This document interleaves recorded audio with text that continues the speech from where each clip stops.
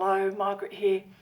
I've been talking with friends and clients, and I thought I'd just pop in here to give a bit of a reminder that as things are so unsettled, so turbulent at the moment, never-ending news of natural disasters, the US presidential ongoing, the same with wars in all their horror, we really need to ramp up our tapping practice to help us stay calm, grounded, balanced in the middle of it all.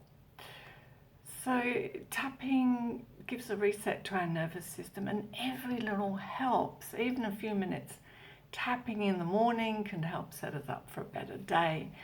But don't leave it there.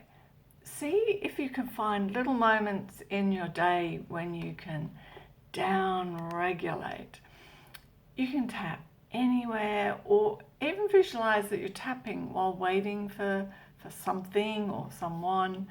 But you can also tap on your fingers, one hand, both hands, very discreetly, waiting for a lift, standing in the queue at the supermarket, walking down the street. Don't worry about saying anything if you're on the go. Just tap.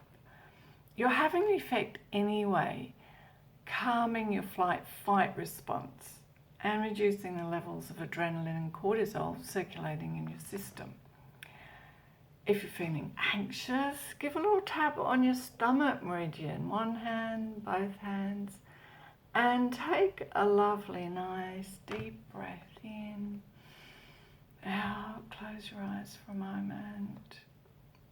It also helps if you just remember to let your shoulders drop a bit. When we're stressed, they tend to rise up to our ears, and our breath becomes shallow, so just let them drop back down. You might want to take a break from your computer, have a little tap. You can tap on the side of your hands here, take a breath,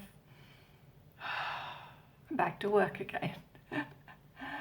When you have more time, do sit down and do some tapping on the issues that are bubbling up and troubling you, whether they're like immediate issues around you or pertaining to the world at large.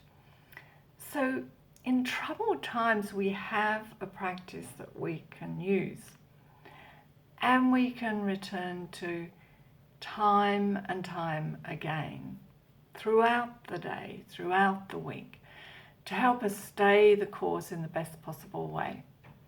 So enjoy your tapping. If you want somebody to accompany you, I've got lots of videos for you to choose from. And if you've got tapping ideas to share with other people, please put them in the comments below, or let me know how you're going with ramping up your practice. See you again soon.